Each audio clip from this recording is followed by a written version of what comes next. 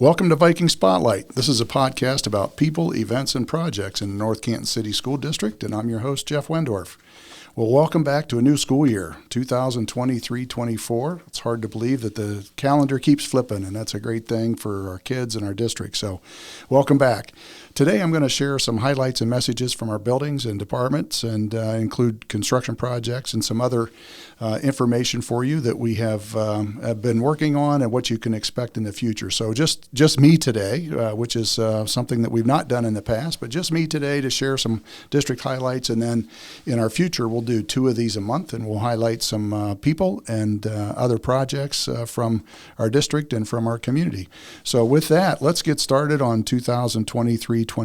And basically, the first biggest message I want to share with you is thank you, not only to our community for supporting our district and our kids and our staff, but for voting on our past bond issue to open 2 new buildings, a preschool, kindergarten, first and second grade building, and then also our 3-5 building, the North Canton Intermediate building. And those, if you've not been able to be at those, we want to certainly thank you and encourage you to attend any events that are open to the public in the future to see those. And I think we've gotten a lot of comments on the exterior of the buildings, how well they have been designed and how well they fit into the downtown North Canton architecture and some things, and certainly some things that have gone really, really well. And I'll talk a little bit more about our facilities here in just a few moments. But another thank you not only to our public and our folks in our community, but to our staff and teachers and administrators who've really, really worked hard this summer to prepare for a new year, not only in our new buildings, but in the middle school and high school as well. Our teachers work extremely hard, along with our administrators, especially those at the primary and intermediate this past year. Our custodial maintenance people who frantically work in the summer to clean up one mess, if you will, and get ready to start another. And it's always fun to get 1,400 kids in a building and get them back, and it's a fun time, and we have a blast doing that. And I think it's a great place for kids and for staff, and we want them to have all the tools they need to perform their job at high levels, and we think we do that. So yeah, our staff, our teachers, custodial maintenance, all of our aides and support staff, secretaries, certainly coming back to a whirlwind of things in August here, and transportation. We have a new software this year, and they've been doing a great job getting all the details worked out. But pretty much half of our district is under new circumstances, and just every student, every staff member, every bus driver, every parent dropping off and picking up is a new process at our K2 and our 3-5. So it's been enlightening. It's been challenging, and we get better every day. So we're just a little over a week into it, but it's getting better every day, and we appreciate everybody's cooperation, patience, and support as we fine-tune things to get them to a level that is expected by all of us. So we're excited. It's been a great start. So thank you for everybody's work, and we look forward to getting better all the time. From Josh Runner and Matt Donaldson, who are the principals at the PK2 at North Canton Primary, they just simply wanted to say thank you, and say they appreciate certainly the staff and the parents' support of being in such a fantastic new building. Their comment was that it's a very, very functional building, and it's not a elaborate or glamorous building, but it's very, very functional. It's very, very, it's designed well. We ask our architects, as we are working with our teacher teams, to design the building to make it functional, make it nice, but make it functional. And we certainly want to make it flexible, in that every space in the building is designed for more than just one use. And it's going very well, and our teachers are having a blast doing some collaboration with each other in some flexible spaces. So that's very, very appreciative. At the primary, we are working through parent drop-off and pickup and busing issues just as we get better each day. And again, we started last week with full students and preschool, kindergarten, first and second grade. So there's been some adjustments, and we've made those each day, and I think you'll continue to see those adjustments, and we appreciate people's cooperation and patience with that, and certainly the work of everybody involved in making those things flow better. So we're excited about it, and certainly continuing to be appreciative of the support of everybody. At our intermediate building, Ryan Kumpf is the principal, Anna Stangelo is our assistant principal, and they're having a ball. It's been fun at both buildings, actually, but separating buses and students has been a great thing that our architects and our buildings were able to do, is to separate those things between the parking lots, and drop off and pick up have been much smoother, and they appreciate it. And certainly at the intermediate, everybody's new to that building too, and we appreciate our staff, their excitement and so on. So Mr. Kumpf and Mrs. Stangelo have been doing a fantastic job, along with the staff, of working very hard to get kids what they need, and off to a fantastic start. At the middle school, Mr. David Eby and Tim Hulse and Janet Peer, they're two new assistant principals to the building. Mr. Hulse was a teacher coming out of the classroom to be an assistant principal, and Janet Peer has been in the district for quite a few years in different roles, and was actually at the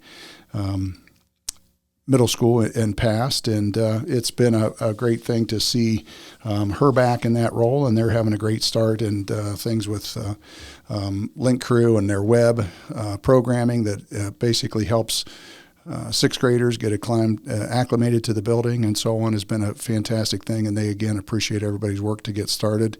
They're excited to have those two new administrators on board. Also new to the building is Christian Griffin, a new school counselor.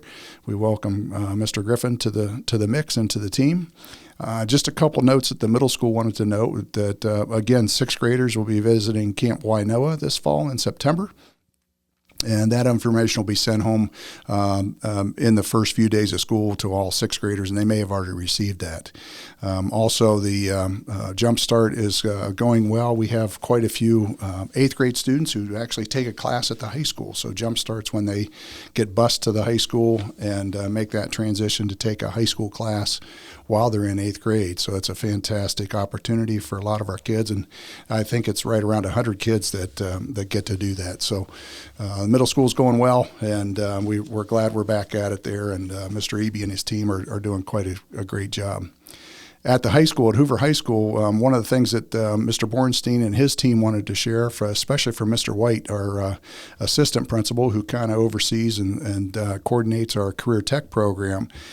He's excited that students are back, of course, but they provide a lot of opportunities in workforce readiness and career tech education at Hoover, and they offer programs in biomedical sciences, business management, construction technology, culinary arts, engineering, interactive media, medical technology, teaching professions, and video productions are certainly all the programs that are available, and they do a great job in connecting with our kids, and our kids do quite well in those programs. So, they encourage students enrolled in the Career Tech program to participate in a program called Work-Based Learning opportunities, and these include work for any employer, volunteer opportunities, or service learning projects. And if you're interested in gaining work or volunteer experience in your career field of interest, likely have it or can find it, and those opportunities are available if you just talk to your counselor and Mr. Hart in the guidance office, or Mr. White, and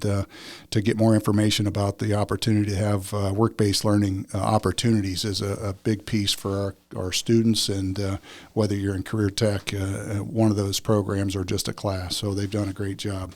From Mr. Bornstein at the high school, just a notice, and the kids are all on track with this, but some of this is a little bit old news. But as you come to the high school, if you haven't done so, 10th Street intersection at Dogwood, not a four-way stop anymore, so be careful when you're coming off of Dogwood onto 10th Street right here by the high school. That sign was removed for traffic purposes, I believe, and some traffic studies they did, but be careful there. It is a change, and I think most of our folks are used to that now, but follow the speed limit, if you will, and be careful turning right and left coming onto 10th Street from Dogwood. Other than that, in our buildings and in our programs, we encourage folks to certainly check our website. We do have a new website. It has some things on it that we want to make sure folks see. And if you can't find something, please let us know. There's a way to reach out and email us. You can react to us on all of our social media, and I'll get to those in a minute. But one of the other things that I wanted to mention that's going on in the district, if you've come down 7th Street or been to a football game or soccer game or any of those activities over on 7th Street, there's continues to be a lot going on. If you've gotten to a football game, you get to experience the new Memorial Stadium, which is a fantastic venue now. Has handicap accessibility and some other things. Just a nice area and a great viewing for our spectators and our kids to perform in. You also notice that the transportation center is complete and operational, but you see a lot of dirt laying around. And there's 2 projects going on right now. One is a softball facility that's going in. It'll be a locker room, indoor batting cages, public restrooms, and concession stand for the softball area on the west side of our property there on 7th Street. And that'll be exciting for softball to have a locker room and those facilities for that program, and certainly with 8 state championships, certainly deserving. So we're glad to be able to do that. And then also you see a lot of dirt being moved at baseball. That field is positioned a little bit. In the past, there's been nearly a 7-foot drop-off between right field and home plate, so you had to be tall to play right field. And we've left field, I'm sorry. And so it's been quite interesting to watch. There's a lot of dirt that have been pulled out. That will be turf, and that'll be completed this fall, this winter. But both of those projects, softball and baseball, will be ready for spring, and we're excited about that, to be able to provide our kids with upgraded facilities so that they can perform their sports in those areas. A couple questions might be the dirt stockpile around the old practice football field, and that is we're stockpiling that for future projects. We could have paid several dollars, lots of dollars, like in the hundreds of thousands of dollars, to have that trucked away, but we're hoping that we have a need for that in the next 12 to 24 months. So rather than pay to have it trucked away, we thought we'd stockpile it for a bit. We can always sell it, but dirt doesn't go bad, and we're going to have it there if we need to. So that's what the dirt is surrounding off the big parking lot and so on. So that's pretty much what's going on in our facilities with our buildings and our athletic facilities on 7th Street. And certainly if you have any questions, please let us know. Reach out to us and let either principals or myself know if you have any questions. One of the topics and the other things that you'll see, if you haven't already, some things going on in the district, that a little thing called Issue 32. The Board of Education way back in 2016 developed a facility plan that included new buildings. And actually in 2017, we asked the public for a K-12 building program, and that didn't pass, but they modified the program in 2016. And as you know, in Phase 1, we passed the primary building and the intermediate building. This past summer, in May and June and July, the board took public action, to put Phase 2 on the ballot this November 7th. It's called Issue 32. That's what the county Board of Elections has assigned. It's Issue 32. What it is asking is for $2.3 million to build a new middle school and renovate Hoover High School. And this is a project that, again, is Phase 2 of a project that the facilities master plan that we started in 2016. This is Phase 2, and some folks ask about why now. And in our opinion, it's never a great time to ask for more money, but now is important. And what we've seen since we did Phase 1, and in the middle of Phase 1, we felt very fortunate we got it started just in time for some of the increase in construction costs, but we're looking at least a 5% increase in construction costs per year. So based on our calculations, we feel that at 5%, we're looking at roughly a $3 million increase each year in cost just for inflation and construction costs. And this is verified by our contractors and the Ohio Facilities Construction Commission. So it's important that we pass this now. There is some funding pieces that are in here. The bond issue is 2.3 mils, and the current cost is, we'll go over in a minute, but the Ohio Facility Construction Commission, which is the old OSSC, but the OFCC now is funding this next part at $33.8 million. So that comes from Columbus. That comes from, again, the OFCC. They're providing $33.8 million. That is a check that is written, has been set aside by the state. It is there waiting for us to collect. The only thing we need to do is to provide our portion, which is $23.8 million to build a middle school and renovate Hoover High School at about $7 million for the Hoover High School part. So the anticipation of why now is that if that goes up 5% each year, that adds approximately $3 million per year to the cost. And that cost is a burden that the local taxpayers that we have to pay each year. That 33.8 coming from OFCC is set. That it's again a check that's written. It's sitting there. It does not increase with inflation. So we bear the whole cost of inflation, and we feel it's important for us to do that now. The cost piece of the issue 32 is to certainly check out our website. We'll have the cost and a cost chart for you there, but the cost is $6.72 per 100,000 of appraised value. That appraised value is set by the Stark County Auditor site. That's actually what you pay taxes on for your property. So that's not what you can sell your home for. That's always an arm's length sale, but what the auditor is charging you as a appraised value is what you pay taxes on. So $6.72 per 100,000. So if it's a $200,000 house, you're going to pay roughly $13.50 a month for issue 32. So again, $6.72 per $100,000 of appraised value. There's a chart on this. We'll have this on our website, and you'll be able to go to our district website at northcantonschools.org, and under district, just look for Phase 2 project, and that will be there. But the 2.3 mils be on the ballot on issue 32 on November 7th, and I think early voting is in October. And you'll be able to vote on your support or not of that. We can't ask you for a yes vote with school dollars, but we can provide you with factual information, and that's what we're trying to do here. But there is a chart on our information sources that shows you exactly how much it will cost you per day, per week, per month, and semi-annual and annually for that 2.3 mils based on your house valuation, your property valuation. Part of that is a permanent improvement piece, and that's how we'll do the Hoover High School renovations along with some of the lump sum piece. But we've already done about $4 million of renovations to Hoover High School, and we're looking forward to continuing that and to be able to identify $7 million of great pieces to keep this, to make Hoover High School a 40-year building, and that's what it's for. But some of the benefits that we've listed are, improved teaching and learning, opportunity for collaboration, certainly handicap accessibility. If you've been in the middle school, there's some accessibility issues. It's very difficult to get in the building, to get about in the building with crutches, wheelchair, and so on.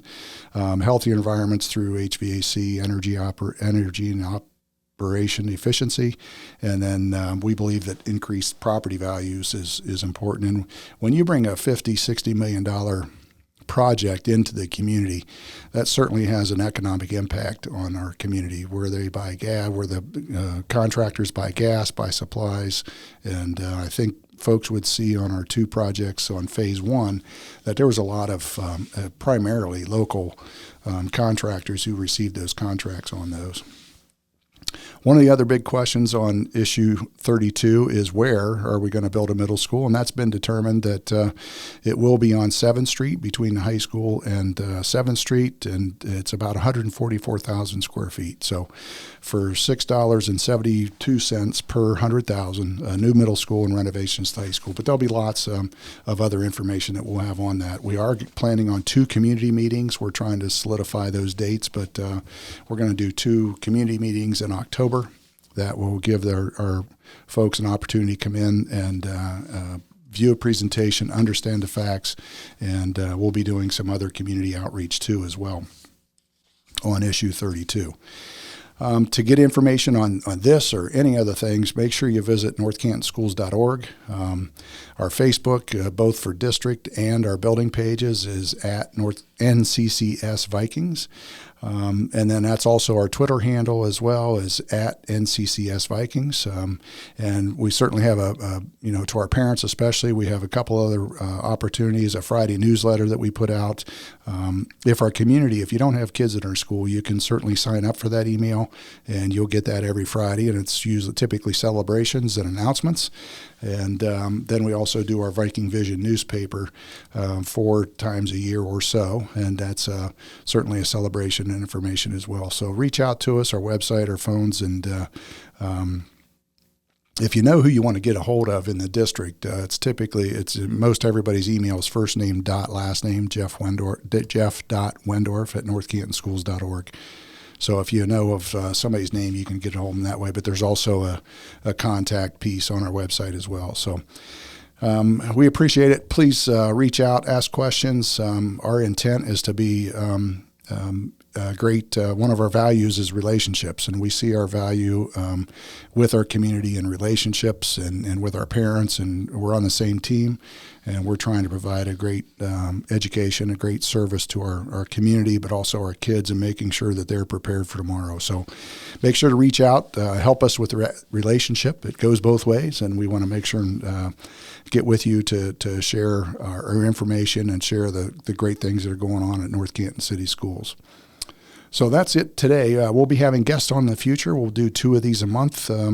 And thanks for being with us today. If you ever have any questions, be sure to reach out to our buildings or to the district office through our email, website, or social media channels. And we feel this podcast is a great way to share information about the district with residents and families. And if you have any questions, say so. And if you have any topics that you'd like to suggest for our podcast, please let us know as well. And you can email us directly at Viking Spotlight at northcantonschools.org. Viking Spotlight at northcantonschools.org is our email for this podcast, and we welcome your thoughts regarding anything that's going on in the district. So thanks for listening, and until next time, go Vikings.